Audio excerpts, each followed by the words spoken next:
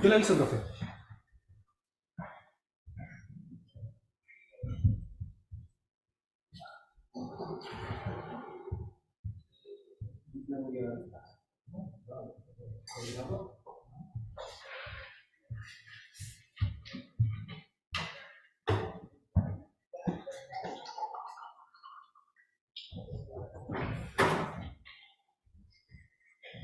Bueno, muchas gracias a todos por ir acompañándonos en esta primera jornada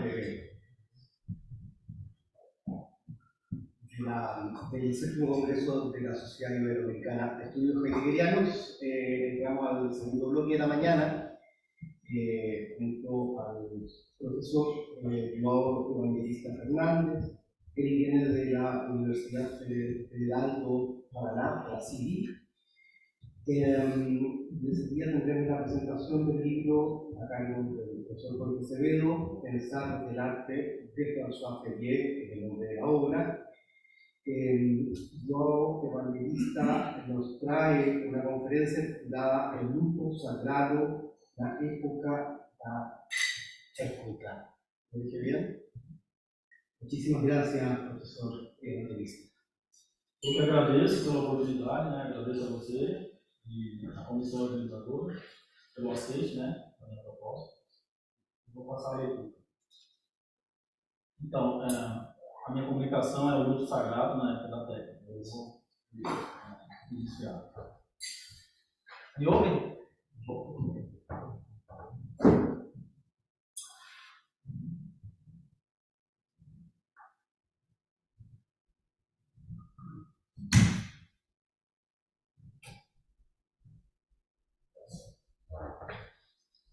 A primeira vez de que se tem notícia que Heidegger utilizou o termo composição de Stelp para definir a essência da técnica moderna foi um conjunto de conferências proferidas em Bremen, em 1949, e intitulado Olhada no que é.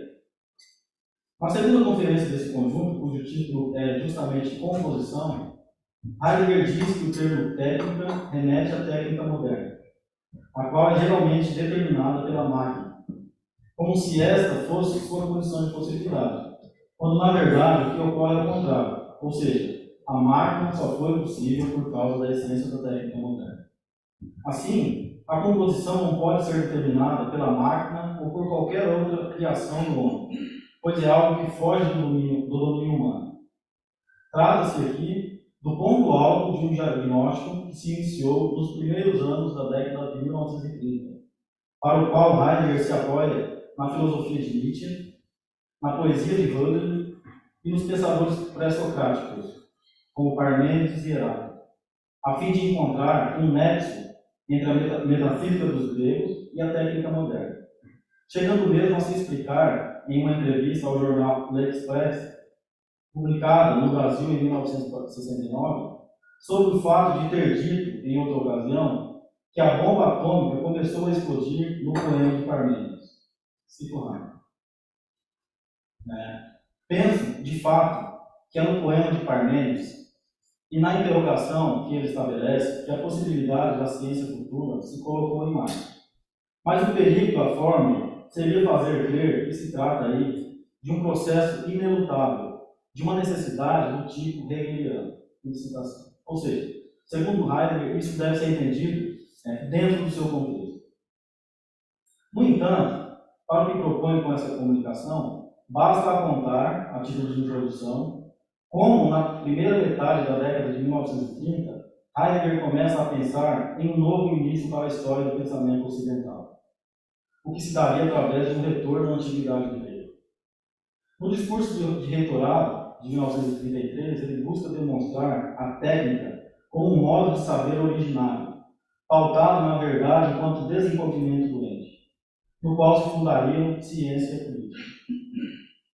O seu intuito ali era um retorno à técnica no sentido grego do termo, portanto, pré-metafísica, colocando assim em questão a necessidade da aplicação da técnica à ciência, herança da modernidade e que repercutia na estrutura da universidade. Com efeito, na tentativa de superar a metafísica, motivado por um nacionalismo filosófico e um certo desprezo em relação à latinidade, Heidegger, de certa forma, busca contornar Descartes e sua influência na ciência moderna, por considerar que este faz uma interpretação cristo-teológica do mundo. O fato é que essa aventura política, que de acordo com Philippe Lacour-Labarthe, teve Nietzsche como herói, foi frustrada. E isso, em alguma medida, motivou o aprofundamento da leitura deste último, visando a defender a tese de que a sua filosofia nada mais é que o acabamento da metafísica enquanto história do esquecimento do ser, supostamente iniciado com Platão. Simultaneamente, Heidegger se apropria da poesia de Hölderlin, que desde então passa a estar presente em boa parte da sua produção.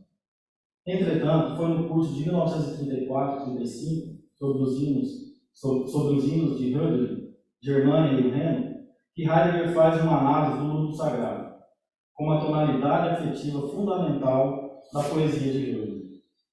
De fato, se a leitura do filósofo de Cismaria contribuiu para o diagnóstico da modernidade enquanto época dominada pela composição, a leitura do poeta suave contribuiu para que o filósofo chegasse ao luto sagrado como atmosfera instaurada com a fuga dos deuses, sendo que esta, para Heidegger, é o mesmo que o esquecimento do ser. É nesse sentido que pode-se dizer que o luto sagrado nada mais é que a tonalidade afetiva fundamental que predomina na época dominada pela técnica. Contudo, isso não deve ser visto de modo fatalista, pois a saída para essa situação está nela própria. Para se compreender como a tonalidade afetiva do luto sagrado traz em si mesmo a possibilidade de mudança, deve-se ter em conta que a apropriação que Heidegger faz da poesia de Hölderlin se deu em vista de sua ontologia, agora transmutada em história do ser, na qual ainda se mantém a noção de tonalidade afetiva, conquistada na analítica existencial, ou seja, com um humor, estímulo, fundado na afetividade, define Descartes, enquanto modo de encontrar-se no mundo. Portanto, uma maneira de abertura que antecede a dicotomia entre sujeito e objeto, de forma que, cito Heidegger, não são as tonalidades afetivas que são colocadas no sujeito ou nos objetos, mas nós é que somos deslocados, juntamente com o ente, nas tonalidades afetivas. Estas são o poder que atua vigorosamente envolvendo tudo, que vem sobre nós e as coisas. Fim de citação. A novidade surgida a partir de 1930 é que a noção de tonalidade afetiva é alargada, não sendo mais, como no caso da tonalidade afetiva fundamental da angústia, um modo de individuação do ser aí em sua autenticidade, mas um modo de abertura de um povo. Assim, o luto sagrado enquanto tonalidade afetiva fundamental na qual se encontra a humanidade na época da técnica é a prontidão que espera, não podendo, portanto, ser comparado à mera tristeza ou à melancolia, pois, segundo Heidegger, eu cito, na essência da tonalidade afetiva fundamental, de acordo com sua intimidade, está incluída a tonalidade afetiva contrária. Citação. Por ser fundamental, a tonalidade afetiva do luto sagrado acaba sendo a atmosfera de fundo para uma variedade de afetos e humores contrários, o que significa que no luto vibra um antagonismo entre a dor e a alegria. Por outro lado, há também uma espécie de simultaneidade e identificação entre as tonalidades afetivas fundamentais do luto sagrado e da dor de exposição, enquanto são a base para os meros sentimentos de tristeza e de alegria.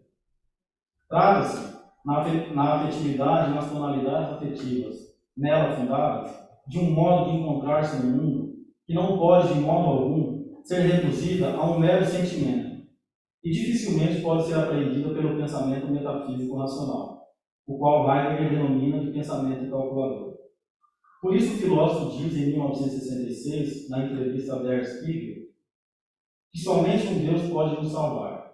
E enquanto isso não acontece, devemos exercitar, eu cito ele, no pensamento e na poesia, uma prontidão para a manifestação do Deus, ou para a ausência do Deus em declínio. Fim de citação. Heidegger faz, portanto, uma diferenciação entre o pensamento calculador, predominante na metafísica moderna, e o pensamento meditativo, que ele propõe para fazer frente àquilo. O que interessa aqui é que o pensamento meditativo pode ser equiparado à poesia, ou seja, a poesia, enquanto linguagem originária, é pré-metafísica e pode ser uma alternativa frente à metafísica, de modo que, a partir dos cursos de 1934 e 1935, Heidegger inicia uma via cuja proposta é habitar poeticamente um mundo dominado pela técnica. Dessa forma, o luto sagrado, enquanto tonalidade afetiva fundamental da poesia, é o laí do poeta. Aqui eu estou parafraseando Heidegger. Uma tonalidade afetiva que define o espaço no qual o dizer poético institui um ser. Portanto, é mais originário do que qualquer mero sentimento que acompanhe o dizer do poeta, pois é aquela que abre o mundo, o qual acolhe a marca do ser do dizer poético. Com efeito, a fuga dos deuses, exposta no início da segunda estrofe do hino de Germânia, em que o poeta canta, cito: ó deuses fugidos, também vós atuais, outrora mais verdadeiros, tiveste os vossos tempos. Antes de querer relembrar algo que ocorreu na Grécia Antiga e que não mais nos diz respeito, trata-se de um evento histórico que de algum modo ainda nos concerne e no qual o poeta tenta nos inserir por meio da poesia.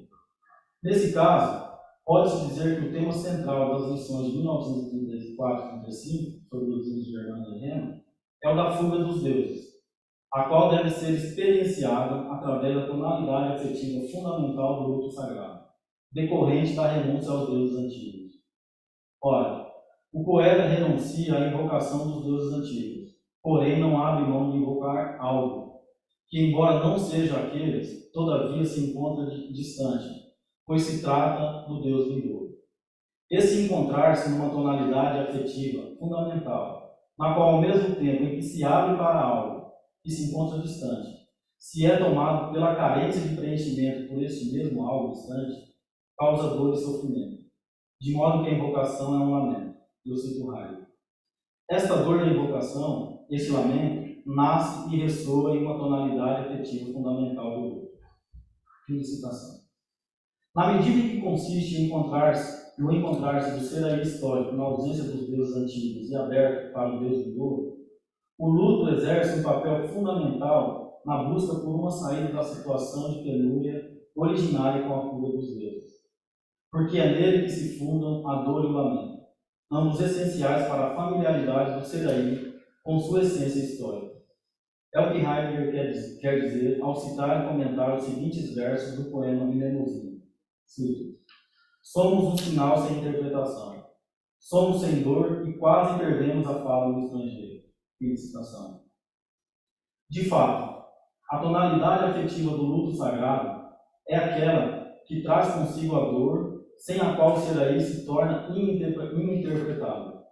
A dor nada mais é do que a força afinadora que faz com que a tonalidade afetiva fundamental se abra aos abismos do ser, tornando possível nomear o ente em seu ser e retomar a fala, quase perdida no estrangeiro. O luto, nesse caso, cito Heidegger, é a prevalência lúcida da bondade simples de uma grande dor, tonalidade afetiva fundamental. É ela que abre o ente no todo de um modo diferente e essencial. Fim de citação.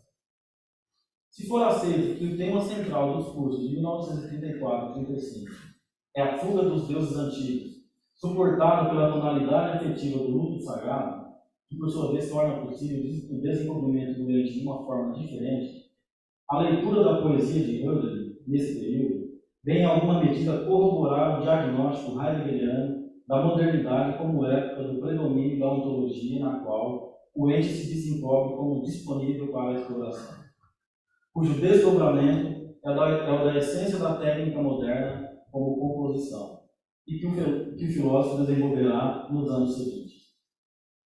O luto sagrado e a dor e o lamento nele implícitos acaba se tornando um modo ou outro de abertura do ente.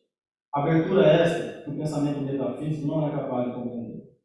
Com efeito, a metafísica, de certo modo, ofusca a possibilidade de emancipação do domínio que ela mesma instaura através da técnica. Entretanto, segundo Heidegger, na própria metafísica se encontra a possibilidade de libertação. É o que ele quer dizer ao citar os seguintes versos do hino Patmos, na Conferência de 1953 sobre a questão da técnica.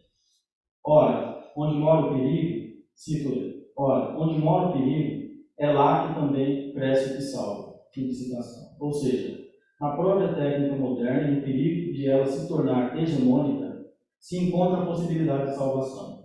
Basta que, ao invés de tomarmos objetos tecnológicos como absolutos, os concebamos como fundados em algo superior, que Heidegger diz no discurso sobre a como Heidegger diz no discurso sobre a serenidade de 1955.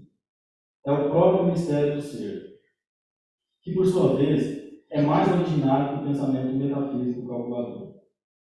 Como o ser jamais pode ser aprendido através da racionalidade, o filósofo recorre à poesia e à sua tonalidade afetiva como um modo não teórico de aprender. Se em toda tonalidade afetiva fundamental vibra uma variedade de afetos contrários, de modo que na dor do grupo está pressuposta a alegria, no afã desenfreado da técnica por explorar e consumir, também está pressuposta a serenidade enquanto deixar ser doente, o que requer de nós uma escolha na qual dizemos sim e não aos objetos tecnológicos, que Heidegger denomina serenidade para com as coisas, simultânea à abertura para o mistério, enquanto sentido encoberto do mundo técnico.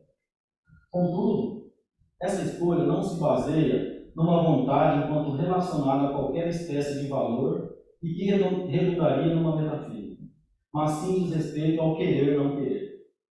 Foi no diálogo escrito em 1944-45, intitulado, aqui eu traduzo livremente, Análise da Serenidade a partir de um diálogo caminhante sobre o pensamento, que Heidegger chegou a essa noção de querer não querer numa polêmica com Mestre Eckhart, o qual concebe a serenidade ainda na esfera da vontade. Ao contrário deste, Heidegger sugere a serenidade não como rejeição do egoísmo pecaminoso e da própria vontade em função da vontade divina, mas como um não querer que significa se ver, voluntariamente renunciar ao querer. A expressão não querer significa, além disso, que permanece simplesmente fora de todo tipo de vontade. Fim de citação. No não querer está implícito o que o filósofo dirá, cerca de 10 anos depois, no discurso sobre a serenidade, quando afirma, cito ele, a serenidade para com as coisas e a abertura para o mistério nunca nos vem por acaso. Fim de citação. Pressupondo a participação do homem de alguma forma, a qual se dá através do pensamento persistente e corajoso, que pensa o ser em sua verdade enquanto desenvolvimento, ou seja, o papel do homem é manter-se de forma serena na abertura do ser, sem qualquer forma de querer, deixando-se deslocar pela tonalidade afetiva, a qual envolve tanto o homem quanto os entes, e que antecede qualquer especulação teórica. Convém ressaltar que em 1944-45, quando da escrita do referido diálogo, Heidegger está concluindo sua interpretação de Nietzsche, a qual leva a conceber a composição como essência da técnica moderna. O que significa que, a essa altura, o sintoma e o diagnóstico já estão definidos. Resta agora buscar possibilidades de solução para o problema. A serenidade, assim, se mostra como uma das possíveis soluções. A propósito, como bem lembrado pela Helene Borg em seu artigo O Cuidado com o Humor e Bom Humor em Heidegger, a Via da Heiterkeit, há uma íntima relação entre alegria, ordem, serenidade, relação Heidegger, e boa disposição, Heiterkeit, como modos de acolhimento do ser na sua serenidade, sua sobriedade e plenitude. No que diz respeito à alegria, enquanto fundada na tonalidade afetiva, a tonalidade afetiva fundamental do bom humor e da boa disposição, Heiterkeit, sua primeira menção aparece em 1943 em um discurso feito por Heidegger sobre o poema hölderliniano A Chegada a Casa aos Parentes, no qual o poeta diz que o alegre, mais Freud, é o que lança luz sobre todo o poema. Com efeito, ao comentar os primeiros versos da segunda estrofe, Heidegger utiliza o substantivo feminino de Heidegger, que, de acordo com o alemão arcaico, pode ser traduzido por boa disposição ou bom humor. pois se refere à atmosfera de claridade serena e alegre que predomina próximo à origem. Cito Heidegger. A boa disposição é, de uma só vez, a claridade em que repousa tudo o que é claro. A soberania em cuja força repousa tudo o que é elevado. A alegria em cujo jogo vibra tudo o que é deixado do livro. Fim de citação.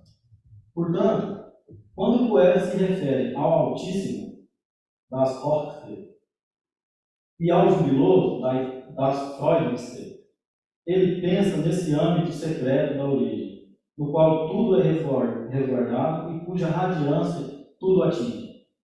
Segundo Heidegger, essa atmosfera da boa disposição ressoa na afetividade enquanto base para todo o comportamento humano. Ou seja, essa condição atmosférica, de certo modo, acaba orientando o nosso comportamento. O alegre, assim, e aqui eu parafrasei o Heidegger, é a origem de todo o alegrar-se, é o pai de tudo que traz alegria. Assim como traz alegria até mesmo ao triste, não suprimindo com isso a tristeza, mas a transformando, de modo que fica a suspeita de que a própria tristeza só pode surgir de uma alegria antiga. Essa alegria antiga é outro nome dado por Heidegger para a boa disposição ou bom humor, enquanto aquela atmosfera de fundo da qual se originam as tonalidades afetivas que nos sobrevêm. De modo que o próprio luto sagrado, enquanto tonalidade afetiva fundamental, é intimamente a ela relacionado. E nele se fundam a dor e a alegria enquanto humores antagônicos. Com efeito, pode-se dizer que há uma originalidade entre o luto e a boa disposição ou bom humor, de modo que tanto a mera tristeza quanto a mera alegria são ecos desse amálgama de tonalidades afetivas fundamentais. Daí Heidegger dizer que, cito ele, a essência originária da alegria é o residir na proximidade da origem. Fim de citação. Pois o poeta chega à casa quando dela se aproxima e conta os segredos dessa proximidade aos seus familiares. A alegria é o próprio poetário, no qual o poeta canta o jubiloso, do qual se aproxima, e que é mais originário do que a mera alegria. Há, portanto, uma relação íntima entre a alegria e o jubiloso, da mesma forma que há entre a tristeza e o luto. De fato, o poema A Chegada à Casa foi escrito entre 1800 e 1801, e nele o próprio canto do poeta é a alegria do aproximar-se da origem. No entanto, ao comentá-lo, Heidegger cita um epigrama da mesma época intitulado Sófocles, em que o poeta diz, cito, muitos tentaram em vão dizer alegremente do jubiloso. Aqui finalmente ele se declara a mim, aqui no luto. Fim de citação. O filósofo justifica, assim, a existência de uma intimidade originária entre o jubiloso, enquanto outro nome para a boa disposição ou bom humor, e o luto sagrado, sendo este último um modo privilegiado por meio do qual o jubiloso, enquanto essência da alegria, se declara. E eu cito Heidegger novamente. O luto, distante da simples tristeza por um abismo, é a alegria que se anima pelo jubiloso, conforme este ainda hesita e se poupa. Pois senão, de onde viria a luz interna do luto, que a tudo ilumina, se ele não fosse, no seu fundamento oculto, a alegria pelo jubiloso? Assim, Heidegger mantém a importância do luto e, por conseguinte, da boa disposição, como um modo ou outro de encontrar-se no mundo e aberto à origem, que se oculta em si mesma, mas que se doa e pode ser aprendida através das tonalidades afetivas, em especial a tonalidade afetiva do luto sagrado.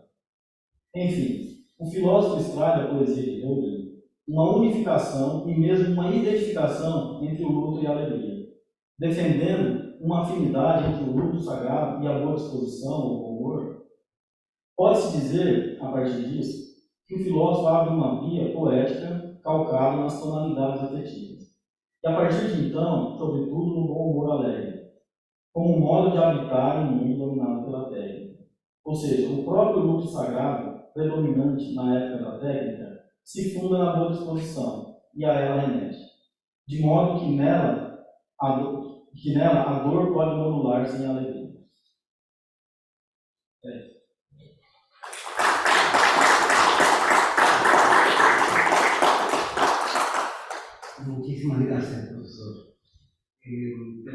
espacio para formular preguntas. Le voy a pasar el micrófono para que hacen el tiempo.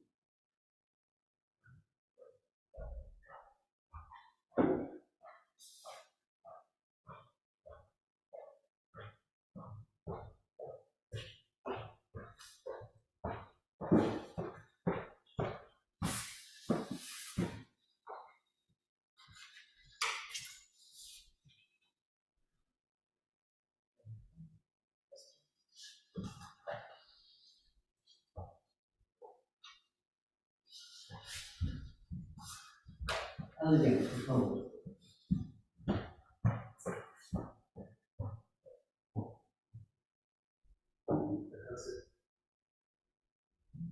Muchas gracias por tu conferencia. No quedó claro la distinción entre Freud y Heidegger. Si no entendí mal, digamos, Heidegger lo conoces por Bonhoeffer, ¿no? Bonhoeffer. ¿Qué distinción haces entre alegría y buen humor? O por lo menos, ¿cómo interpretas esa distinción con Heidegger? Na verdade, segundo o que eu entendi, né, não há uma adesão, não há adesão nossa ao bom humor. O bom humor é um dom. O Heidegger fala em outro texto, né, que ou se tem ou não se tem. É um dom. A luz que irradia, né, da origem, né, que ele chama aqui de Heidegger, né? Heidegger é como se fosse a atmosfera, né? Heidegger, de Heidegger ou das Heidegger, né? É essa atmosfera que predomina em volta da origem, do secreto. E isso a gente não acessa, a gente é atingido de certa forma por ela. Então, assim, daí aí volta a noção de afetividade, que vem lá nesse tempo, né? Essa estrutura ontológica, né? Então, Heidegger diz que isso, de certa forma, afeta, a gente acessa isso, né? E é atingido por isso através da afetividade. Isso interfere no nosso humor. Então, assim, para o Heidegger, de Heidegger, é o mais alto que se pode ter da alegria, da alteza, porque daí ele interpreta o Hölderlin, né? Altíssimo, claro, é o sumo, né, da alegria. E isso irradia, de certa forma, a gente é atingido, né? E assim, e o Heidegger ele chega mesmo a dizer que o próprio luto, né, que é instaurado com a fuga dos deuses, ele de certa forma é originado dessa boa disposição. Através dessa interpretação que o Heidegger faz do Hölderlin, né, dentro dessa boa disposição, né, que é originada de Heidegger, né, ela é nessa tonalidade afetiva fundamental, né, ela vibra o próprio luto, né? O luto é originário, o luto remete a ela. Então, assim, no próprio luto existe a possibilidade de salvação porque ele remete à alegria da boa disposição. Então, o Heidegger faz essa diferenciação entre a alegria, enquanto uma tonalidade afetiva, né, e o alegre, enquanto a tonalidade afetiva fundamental, né, e o de Heidegger, que é o alegre, é o claro, é o luminoso, ou seja, é o supra-sumo de tudo que há. E que a gente não acessa, a gente é acessado por ele. E, de certa forma, interfere no nosso comportamento.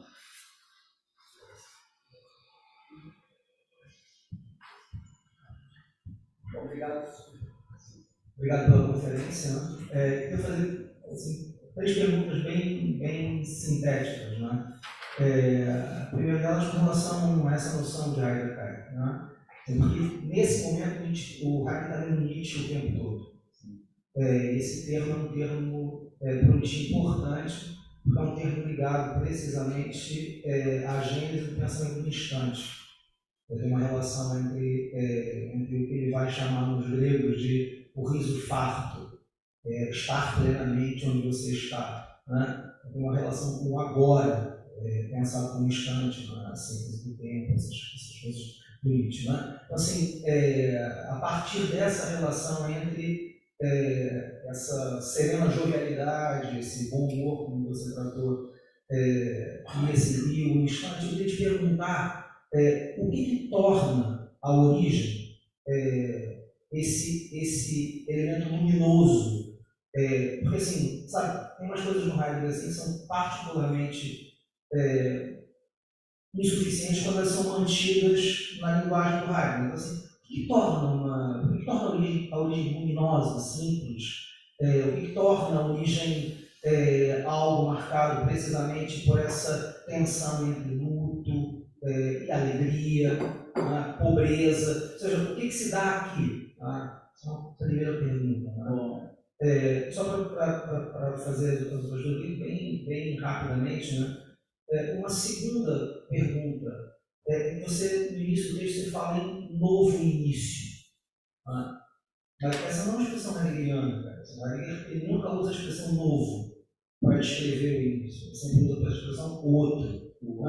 E eu acho isso importante porque dependendo de como você lê esse conceito de outro início, você tem um modo de interpretar a relação do Heidegger com a técnica, o niilismo e a superação da técnica. No teu texto você chega a aludir uma espécie de possibilidade de resgate dos gregos, o que me parece algo complexo, se você lembrar, por exemplo, que o ser é constituído por diferença. E se ele é constituído por diferença, você não tem como pensar potencialidades por vir. A noção de diferença ontológica impede que você detecte na história possibilidades de um mundo por vir, por exemplo. Para não falar da relação estrita do Heidegger entre projeto histórico e metafísica. Essa noção de novo início me parece uma noção completamente problemática em termos lógicos. Assim, na lógica, que é a lógica dos acontecimentos, da noção de acontecimento. Só um último comentário para saber, você queria escutar, então, qual é o lugar da tensão com a técnica, então, que diz respeito a esse sim e não que você estava comentando, porque se você não pode pensar em termos de novos inícios, o novo início, qual é o lugar dessa confrontação? Como é que você pensa a confrontação da técnica e como é que o Heidegger, por exemplo, entra nessa discussão? Obrigado pelas questões muito pertinentes. De fato, eu vou começar da segunda questão, tá? A segunda pergunta que você fez. Talvez tenha sido um erro meu, Existe uma questão da tradução, início e começo, enfim, eu não entrei muito nessa questão semântica. Talvez o fato de ter usado um novo início, talvez esteja equivocado, um outro início. Isso de fato existiu. Era a proposta do Heidegger. Talvez eu ter colocado um novo início esteja equivocado, posso mudar. Em relação a você perguntou, o secreto, essa esfera luminosa adiante que nos atinge, como acessar isso, E essa pergunta, a primeira, está relacionada à terceira, a resposta, que eu vou tentar ajudar, O Heidegger, como você bem lembrou, em 1944, 45, ele estava nesse diálogo, no cume, desse diálogo intenso com o Nietzsche, E ele, como eu falei, aqui ele está concluindo o diagnóstico, o ponto alto do diagnóstico, e ele busca saídas, E nesse período ele começa a se apoiar na mística e na poesia. Só que a mística, ele depura, a mística do Maître Eckhart, ele não aceita ela, ele aceita elementos da mística do Maître Eckhart, mas ele ainda diz que ela é devedora do voluntarismo metafísico, de moral cristã, etc. E tal. E a resposta que eu te daria é isso. Como que acessa esse luminoso?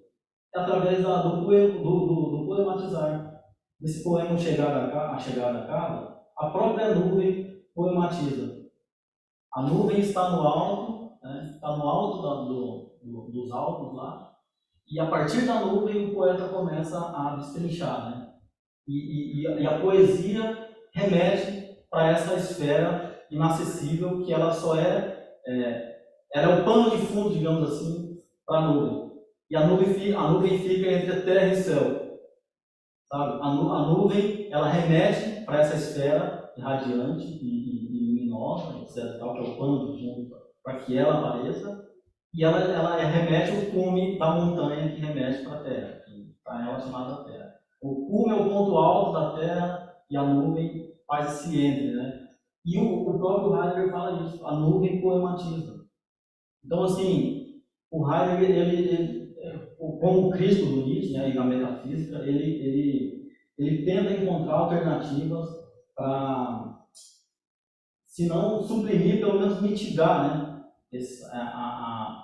o voluntarismo, a vontade e o racionalismo da linha recorrente, que é o homem, né, através do poeta, ele de certa forma é atingido por um mero fenômeno da natureza, que é a nuvem poematizando essa esfera, né, de Heidegger, né, que é o altíssimo, né, o luminoso, o jubiloso, né, que é o âmbito da origem. Então, assim, a minha compreensão disso ainda está muito vaga, né, mas eu acredito nisso. O Heidegger, ele, tipo assim, não parte de mim, muito menos de uma especulação teórica, de acessar ou especular sobre essa origem. Ela se dá, é dom. E esse dom ele é aprendido pela poesia. É uma via poética. Né? O Heidegger instala uma via poética aqui. Aliás, eu defendo a tese que já começa em 1935. É uma via assim, paralela, poética, sabe? A poesia. E a poesia nos atinge como? Através da afetividade. Sabe? E assim, é uma coisa que eu tenho pensado, né, ultimamente. Né? É um modo de fazer frente à técnica. Tá? E a serenidade que eu coloquei aqui, né, a Irene, ela fala disso, que existe uma relação entre a serenidade, a alegria e a Heideggerkeit, né? Mas aqui, né, o luto, ele é uma tonalidade afetiva fundamental. E é da mesma forma que a serenidade. Né? É um modo de encontrar-se que antecede a dicotomia sujeito-objeto, sabe?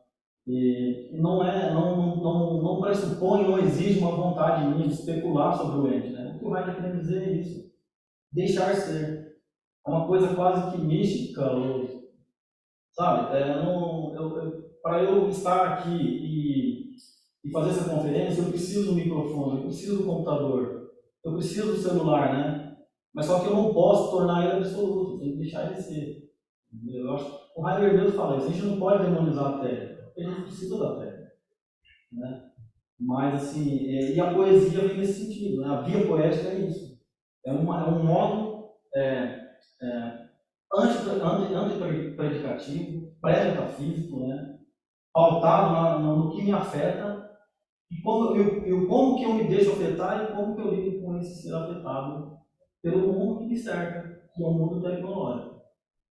Eu penso dessa forma, não sei se eu consegui te responder. Porque, assim, o Heidegger é criticado por isso. O próprio Nietzsche, né, que é um discípulo do Heidegger e vários outros, eles dizem que o Heidegger, o segundo Heidegger, né, ele deságua numa mística, e o Dasein, né, o ser aí, ele fica em uma certa passividade e esperando ser afetado, esperando um Deus que virá, né, que não é um ente, né, é um evento extraordinário, não me entendo dessa forma, o Deus do Heidegger, é um evento extraordinário que muda a maneira de nos relacionarmos com o mundo. A solução do Heidegger é essa. Enquanto isso não acontece, a gente tem que meditar formas, né, através do pensamento, que é pensamento meditativo, que é antipredicativo, né, e da poesia. Não sei se eu respondi. Bueno, muchas gracias por la presentación. Le damos un aplauso nuevamente.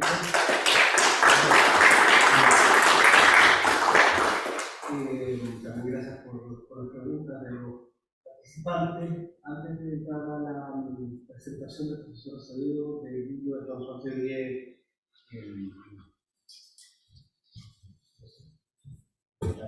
Pensar desde el arte, quisiera solamente decirles que nos vamos a reunir en el vestíbulo para quienes quieran acompañarnos a almorzar a una trattoria que está en Plaza Ñuñoa, que se llama La Fiesta. Así que nos reunimos ahí en el vestíbulo, quienes quieran participar de ese almuerzo de cordialidad y camaradería antes de entrar al bloque de la tarde. Bien, profesor, si quieres acercar al estrado. Mientras ustedes se acerquen, yo puedo presentarle. Sobre Jorge Acevedo, que es profesor titular de Facultad de Filosofía y Humanidades de la Universidad de Chile. Él es experto en el pensamiento de Heidegger, Ortega, socialismo en general, se podría decir, y nos presenta la traducción del libro de François Ferrier, Pensar desde el arte, por el libro del profesor Acevedo hace el programa. Así que recibimos con un aplauso.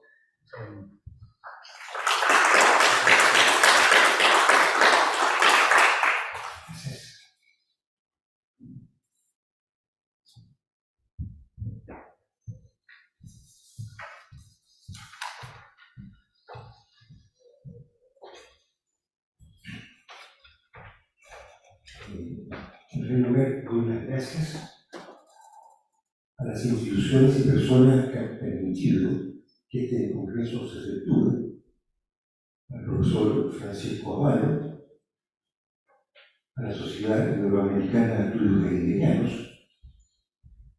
y a las entidades universitarias que han auspiciado este encuentro. No las nombro por razones de tiempo. Además, respecto de eso, voy a abreviar mi presentación, ya que el encuentro se ha retrasado un poco.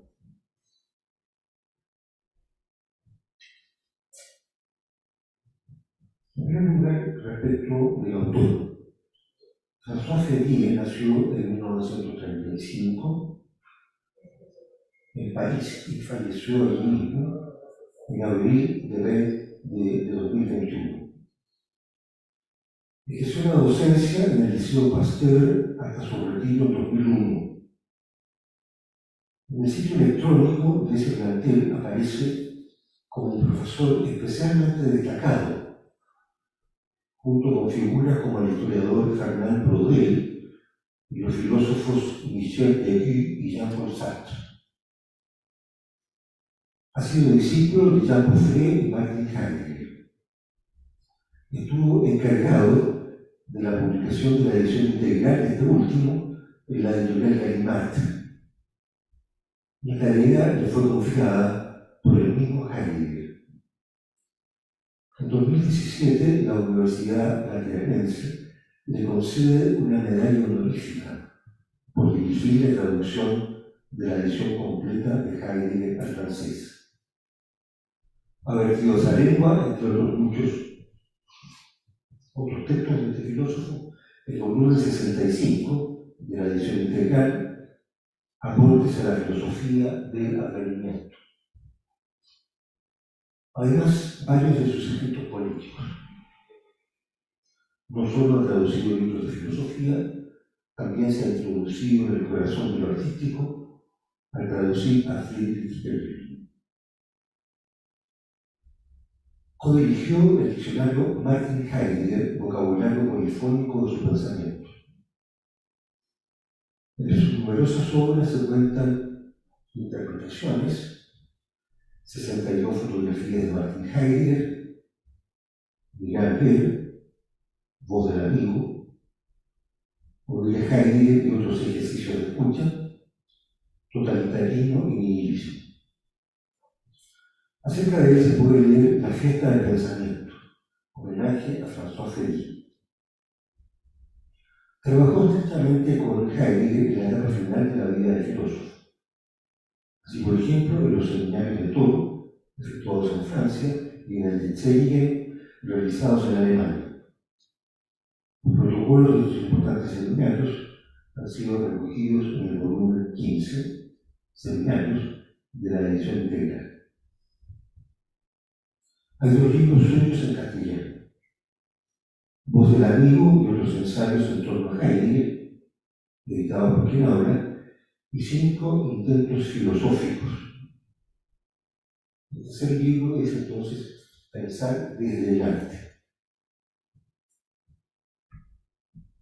A propósito de la publicación de Voz del amigo, Juan Rodríguez Medina lo entrevista a través del correo electrónico. El texto correspondiente aparece en Artes y Letras, del diario Mercurio. Rodríguez dice allí que en 1958 Heidegger visitó la Universidad de Aix-en-Provence, en el sur de Francia, para dictar una conferencia sobre Hegel y los griegos. Entre el público estaba Ferrier, quien dice: así que vi primero al conferencista. En este caso apenas tengo dificultad para encontrar las palabras para decir la impresión que tuve. Entonces recurre a unas palabras de Hannah Arendt, incluidas en uno de los textos de Voz del amigo. En ellas dice que Heidegger, su antiguo maestro, está en magnífica forma, que parece haber encontrado su medio. Arendt vio en él una verdadera libertad. Habla con calma, sin el menor pasos, para decirlo todo en estado de gracia.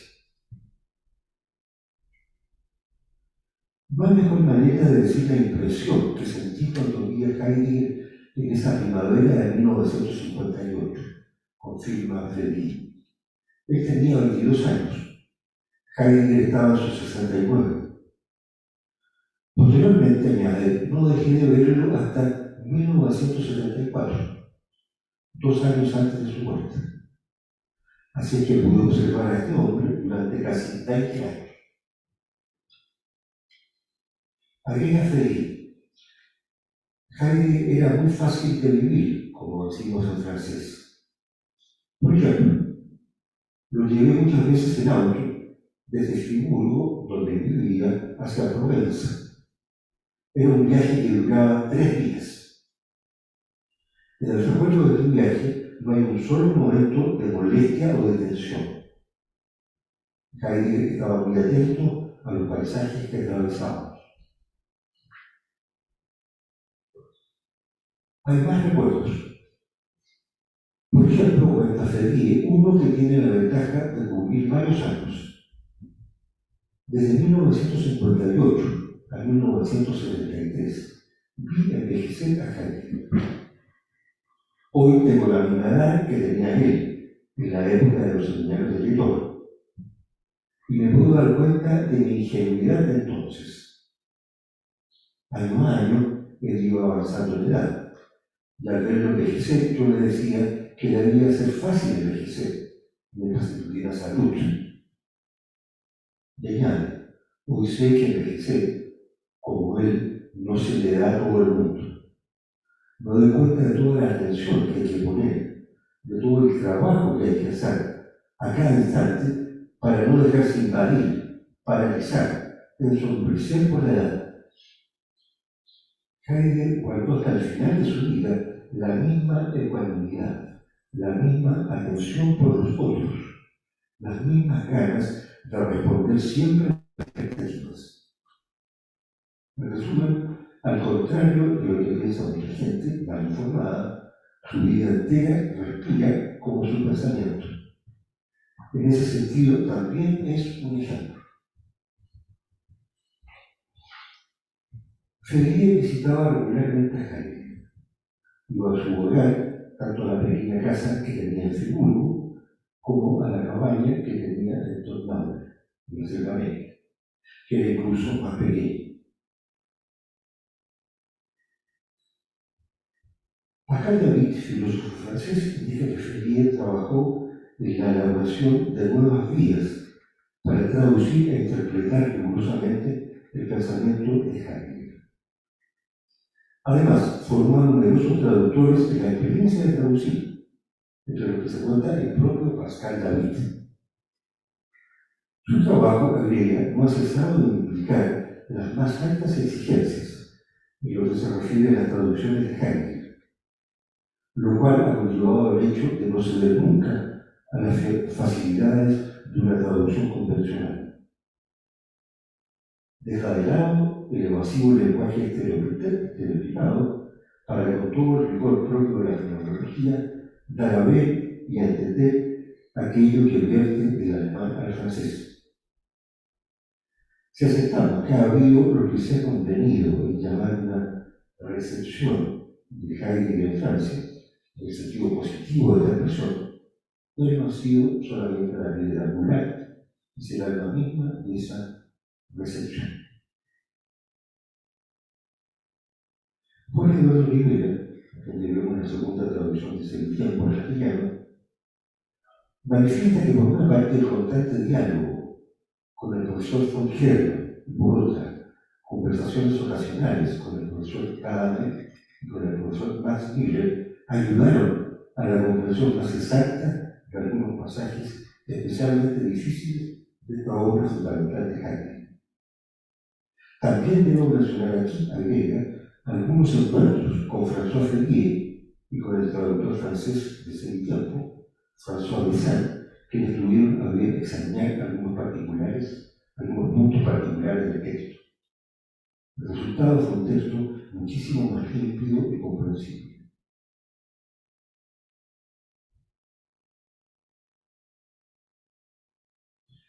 Ferrier participa en el año 1965 en la travesía a América, que parte desde Chile, pasa por Argentina y llega a Bolivia, proyectando inicialmente llegar a Venezuela, de acuerdo a lo que indica Ferrier en el video La invención de un mar, debido al cineasta chileno Javier Correa.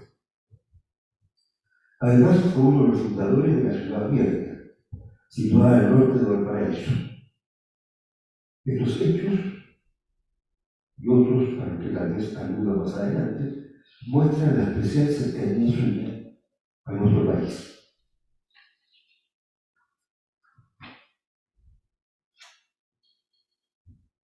Me salto una parte para abreviar.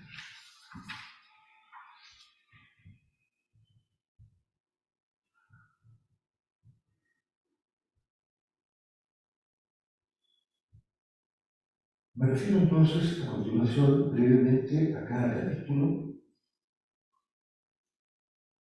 El capítulo 1, en torno al origen de la obra de arte de Martin Heidegger. En este capítulo, Ferrier indica que es necesario distinguir entre útil, cosa y obra de arte. Lo que nos circunda en la óptica de un para apunta al conjunto de los útiles. En segundo lugar, la cosa es aquello de lo que se habla. Aunque las relaciones entre útil y cosa son estrechas, es posible hablar de las cosas que nos circundan desde perspectivas que no se reducen a la óptica del para. Una cosa no se reduce a ser para algo. Una obra, en tercer lugar, tiene un tipo de presencia singular. La obra de arte no está allí sino para aquellos que, por su lado, están expresamente abiertos a ella. El origen de la obra de arte, añade, es la verdad. Esta no tiene que entenderse en este caso como la adecuación de lo que nosotros decimos a lo que es en realidad. Heidegger invita a escuchar el nombre griego de la verdad, alesia, de su ocultamiento. La palabra alesia hace reparar en el alfa privativa y en el tema que deriva del verbo lanzar, escapar. En la obra de arte se desoculta, al menos por un instante, lo que tiende a escaparse.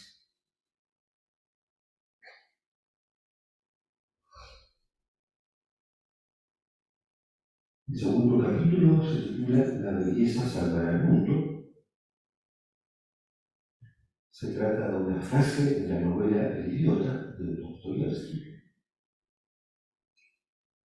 que Freire procura interpretar.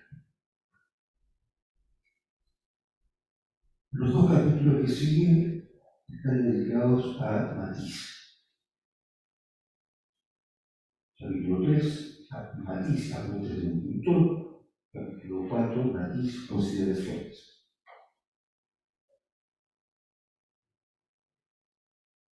En el tercer capítulo se procura delinear el concepto de obra de arte, en particular en cuanto se refiere a la pintura. Para esclarecer el texto de Matiz se alude, por ejemplo, a Debussy y a Hebel. En el cuarto capítulo se aborda un breve texto de Matiz sobre lo humano, el artista, el espectador y el autor, recurriendo en especial a su obra Reflexiones sobre el arte.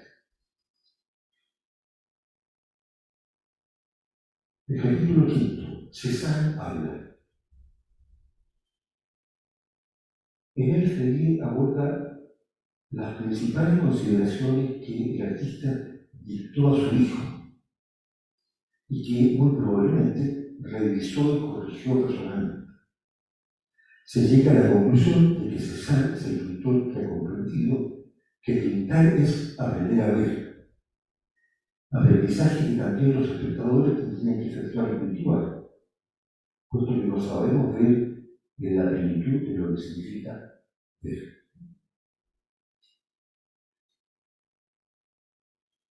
En el sexto capítulo hay un lenguaje de arte.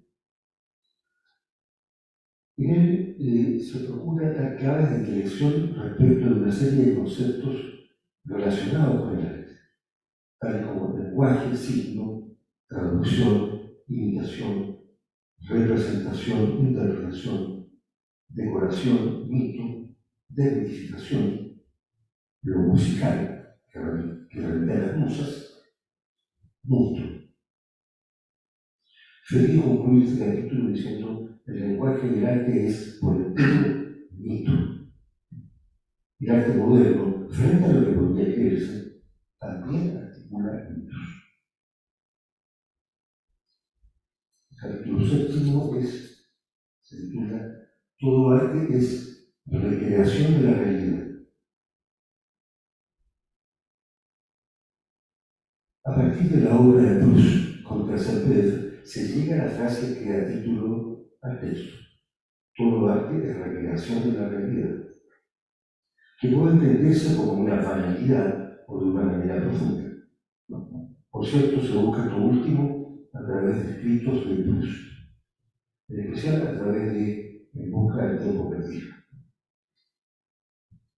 Si es preciso recrear la realidad, recrear no puede tener más que un sentido: el de reconstituir lo que se deshace. Que el arte recree la realidad implica que la realidad, lejos de darse, no cesa de escaparse, de desvanecerse y de desaparecer. Ese sería el sentido profundo de la frase de Proust. El arte tiene por tarea reconstituir lo que se deshace. El capítulo octavo. En arte, la teoría no precede jamás a la práctica. Kandinsky. Kandinsky precisamente propone eso. En arte, la teoría nunca precede a la práctica. Freire aclara esta proposición. ¿Cómo describir la praxis artística? Es muy simple. En el caso de la pintura, el hecho de ser pintor y de pintar descubre poco a poco al pintor el horizonte de la pintura desde el que aprende a pintar. Dado esto, para tener un ejemplo real, Kandinsky no ha decidido teóricamente que iba a hacer pintura no figurativa. Por el contrario, poco a poco, bajo el dictado de lo que llegaba a ser emerger cada vez mejor, Kandinsky ha visto abrirse delante suyo el espacio pictórico puro. Ha visto abrirse en su obra, pero sin duda también en las de sus compañeros, e inclusive en las de sus maestros, que el espacio pictórico no está esencialmente ligado a una representación. En fin, si ha sido el primer teórico del arte no figurativo, es porque ha sido el primero en practicarlo.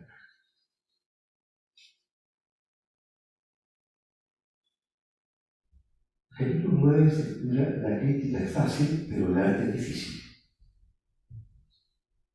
Analizando el proverbio que se titula el capítulo, se observa que la práctica del arte requiere que el artista realice también una labor crítica.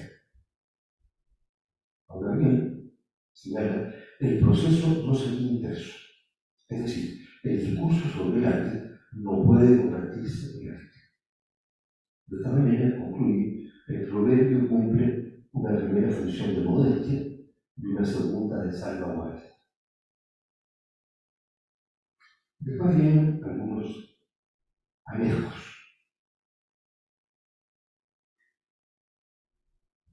El primer anejo se titula La palabra del canto. Preguntas a propósito de Heidegger.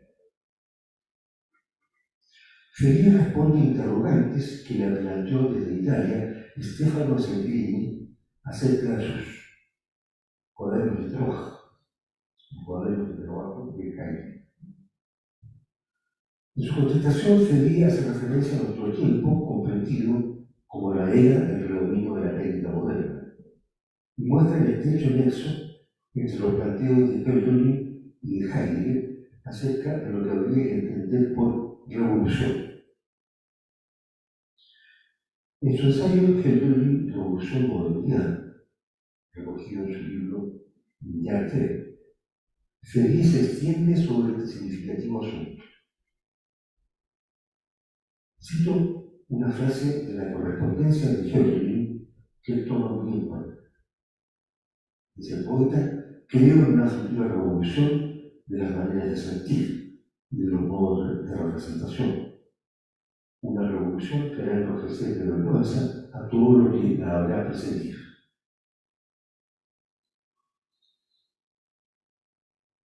El segundo anejo recoge los protocolos de un seminario acerca de pensar y ser en Heidegger que dirigió Felier en otro país en 1981.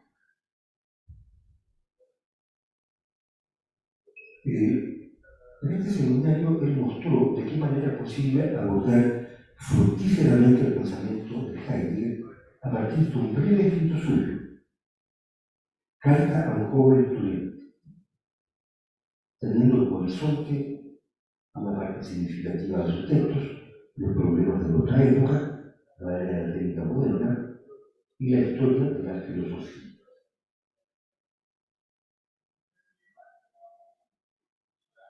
Hay un tercer anejo donde se recoge el prólogo de Felier a su versión del primer volumen de los cuadernos de trabajo de Heidegger. En esas páginas Felier apunta hacia el sentido de sus cuadernos, destacando que la tarea fundamental de Heidegger ha consistido en hacerse cargo pensantemente de la historia en cuanto historia destinada al ser, poniendo en juego no un cálculo historiográfico, sino un pensamiento historial, un pensamiento meditativo que implica detenerse morosamente, y eso es lo que ha hecho Heidegger, en los modos en que la filosofía pensó el ser, acogiendo que se mostrara como lo uno, único, ocurrente, como la recolección perturbadora de todo, como la mónada, como voluntad de lo debido, como voluntad de la voluntad. Sin duda se trata de una tarea sin propia, en torno a la cual se despliega el pensar de Heidegger, y que siempre hay que tener presente al leer sus escritos, so pena de trivializarlos y de ese modo perjudicarlos. El llamado de Felier al lector es que se asuma a sí mismo como alguien escrupuloso y responsable, de modo tal que sea beneficiado por la lectura de Heidegger, puesto que, indica él, la experiencia muestra que todo lector que aborde serenamente el pensamiento del autor no tarda en entender cómo ese pensamiento hace un llamamiento a lo mejor de él, lo que nunca en nadie falta de todo.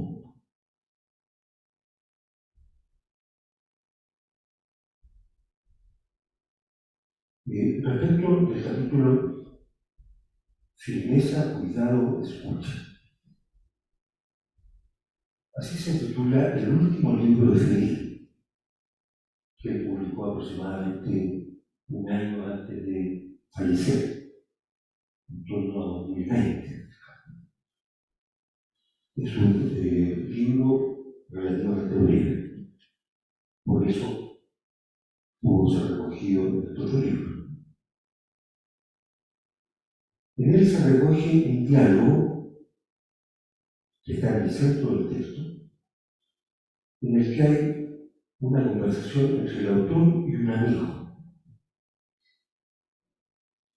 Imagino que puede ser el amigo, el mismo Felipe. Se trata entonces del callado diálogo del alma consigo misma. Esto me lo ha indicado Philippe Arjakovsky, la persona que quedó a cargo de los inéditos de Felipe.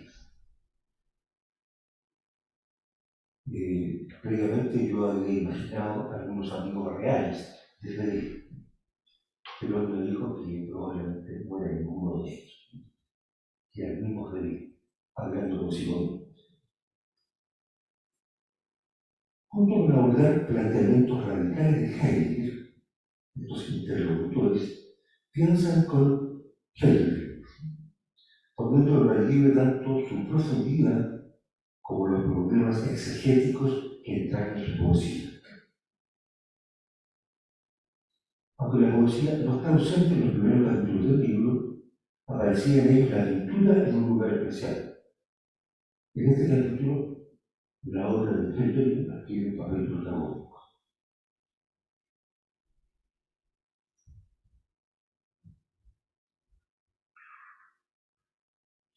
En el último capítulo, sobre nuestra palabra arte,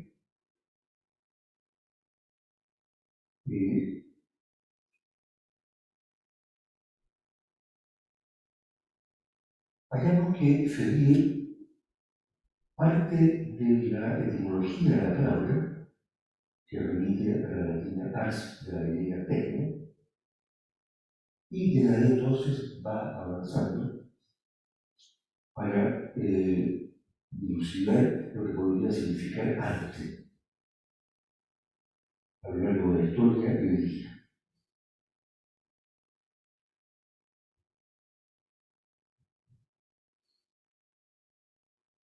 Hago una observación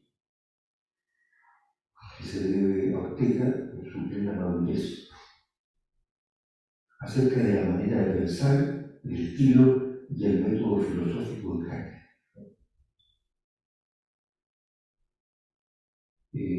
Digo esto porque pienso que Felipe precisamente ha puesto en juego esa manera de pensar de Heidegger.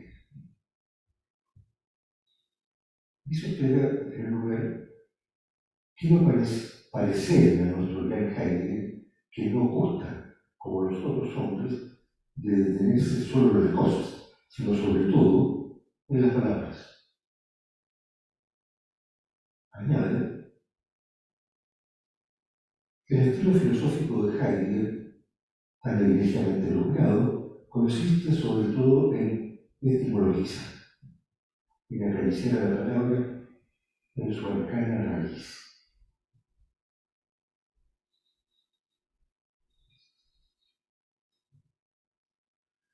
Para evitar malinterpretaciones, notemos sin embargo lo siguiente. Refiriéndose a su meditación sobre la cosa, das Ding, Heidegger aclara su modo de pensar saliendo al paso de malentendidos y tergiversaciones respecto de su método, que no se reduce, por cierto, a hacer etimologías. Dice en su conferencia La Cosa, podría parecer que la esencia de la cosa que acabamos de meditar está cuidadosamente extraída del sentido literal del nombre del antiguo autor alemán simple, encontrado casualmente. Nace la sospecha de que la experiencia que buscamos de la esencia de la cosa está fundada en la arbitrariedad de un juego de etimologías. Verdaderamente, en lo que a esto se refiere, no ocurre aquí, ni en los demás casos, que nuestro pensamiento viva de la etimología, sino que la etimología resulta remitida a meditar los comportamientos esenciales de lo que las palabras nombran no desplegadamente. Lo decisivo no es en modo alguno la historia semántica de las palabras.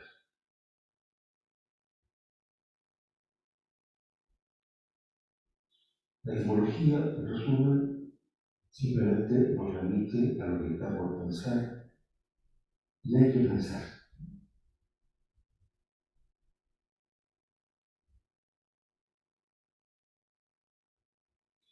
Bueno, pues esto creo que debemos tener presente ante los escritos de Fermín cuando pone en práctica el modo de pensar de Kant. Agradezco su presencia y la atención que me han dispensado.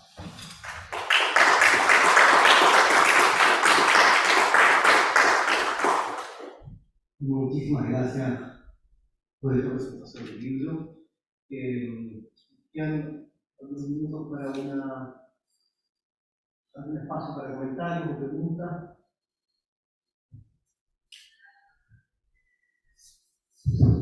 ¿Está bien? Sí. Yo tenía una pregunta, no tanto de contenido del libro, porque no me manejo en ese tema, sino más bien de cómo enfrenta la labor del traductor. Pregunto desde una persona que se enfrenta a la traducción de textos clásicos y bueno, a menudo cuando uno lee, no sé, por ejemplo, un texto en inglés, uno puede tener una idea de que el sentido que está ahí es más o menos el sentido que está en el texto original, evidentemente con muchas salvedades, pero en lengua clásica no pasa así, sino que uno se enfrenta con traducciones que en el mejor de los casos son muy aproximativas.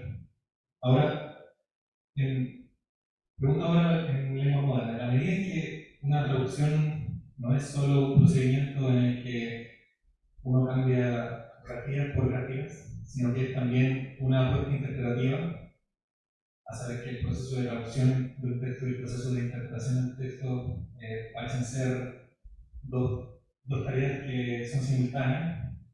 ¿Cómo se enfrenta usted con esos pasajes que son particularmente difíciles de domar en el sentido de que la lengua, nuestra lengua, no parece presentar de buenas a primeras los elementos o los insumos adecuados para trasladar adecuadamente el sentido de un pasaje de un idioma a otro?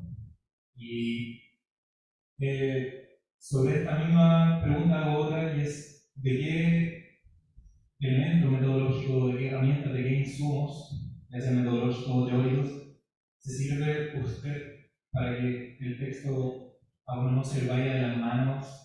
Allí es donde uno tiene muy presente que la interpretación y la traducción son simultáneas. Bueno, de partida, yo no soy ningún traductor paradigmático. De hecho, algunas traducciones, pero que realmente, bueno, brillan en este sentido de François Ferrier. Ahora, lo que yo he visto en su proceder, en primer lugar, efectivamente, él considera que una traducción es una interpretación. A propósito de esto, en su libro Interpretaciones, considera al traductor como un hermeneuta,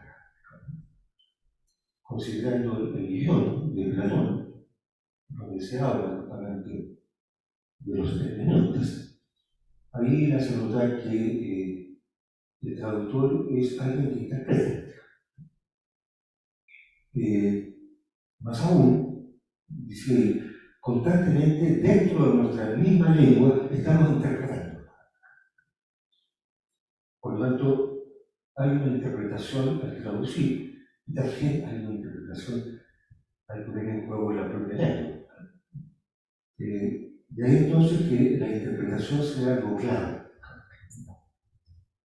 Gran parte de este libro la dedica a Ferrier analizar de interpretaciones de Aristóteles, pero también toma otros textos, pone en juego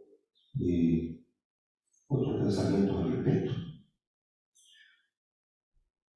Ahora, respecto al segundo, él ha dicho, ¿no es cierto?, que él no tiene ninguna teoría interpretativa, sino que más bien, bueno, traduce simplemente poniendo en juego algunas claves interpretativas, pero que yo sepa, no tiene una teoría de la traducción. Habría que traducir de esta manera, sino que habría que ver cómo lo hace. Bueno, por ejemplo, toma la palabra Wesen, que se traduce por esencia. Bueno, pero él, considerando cómo la utiliza Heidegger, en cierto momento la traduce por despliegue. Cuando traduce la esencia del habla, él habla del despliegue de la palabra. En castellano se traduce la esencia del habla. No, dice el despliegue de la palabra. Pero posteriormente considera que la traducción de Wesen por despliegue no era tan buena. Y nos dice, hay que oír esta palabra, Wesen, tal como la oía Heidegger en alemán. Hay una palabra nuestra que vierte exactamente eso, dice, sería que no. Por lo tanto, habría que recurrir a dos verbos que se juntarían en esta palabra, dice él. Leben y wirken. Vivir y estar trabajando. Wesen entonces aludiría a un estar trabajando vivaz y sin pausa. Por lo tanto, cuando Heidegger habla de la esencia de la técnica moderna, hay que pensar en eso y no en otra cosa. Bueno, vemos entonces que Felipe se traslada, en este caso específico, al alemán. Bueno, cuando usa algunos textos griegos, también procura trasladarse al griego, ya la situación vital en que surgió la palabra que él traduce. Esas son algunas lecciones, hay otras, ¿no es cierto?, que yo he extraído de su manera de traducir. Ahora, esto él no lo ha elaborado en una teoría de la traducción. Hay que ir recogiendo estas lecciones, ¿no?, así que a medida que uno lee sus traducciones. Bueno, no sé si aclaró algo. Bueno, muchísimas gracias. El profesor Alberto, yo no quería hacer un comentario. Bueno, muchas gracias por la presentación. En general, las obras de arte que cita Fleurier en ese texto son las grandes obras de arte de autores entendidos por los en algún momento, digamos, pasa el tipo de provincia o arte de masa o arte conceptual.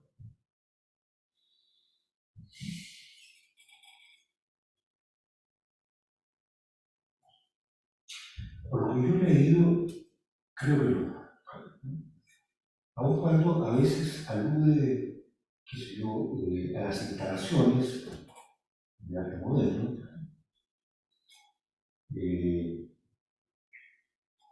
alude a algunos pintores del siglo XX, no figurativos, pero creo que no se detiene mayormente en ellos. Si bien, como decía en mi presentación, él considera que el mito ha sido fundamental en la historia del arte, Y en el arte contemporáneo también hay mitos, pero habría que ver qué clase de mitos. Él considera que desmitificar el arte es la muerte del arte. Por lo tanto, entonces, habría que ver qué mitos hay, qué sé yo, de la música serial, de la fónica, de esta lectura, qué sé yo, qué clase de que un pintor caminando por su estudio bota un tarro de pintura y con eso se inspira, ¿no?, para el resto de su pintura, ¿no? Bueno, ahí se van creando mitos también, a pesar de que aparentemente no había nada de eso, ¿no? Esas son las referencias que recuerdo en este momento. Bueno, Federico aparecen muchos inéditos, tal vez en ellos haya referencias más específicas al tema. Yo sé que él era muy aficionado al cine, que probablemente a exposiciones artísticas contemporáneas, pero en los escritos que yo he realizado no he visto mayores referencias a eso. Bien, muchísimas gracias por la presentación, profesor Acevedo. Le damos un aplauso. A los participantes, ahora nos volvimos en el estudio, quieren acompañarnos a la siniestra y volvemos a las 3 de la tarde con la presentación doble de la compañía Lozada Nieto, John Anderson Duarte de la Universidad de La Sabana, Colombia. Muchas gracias.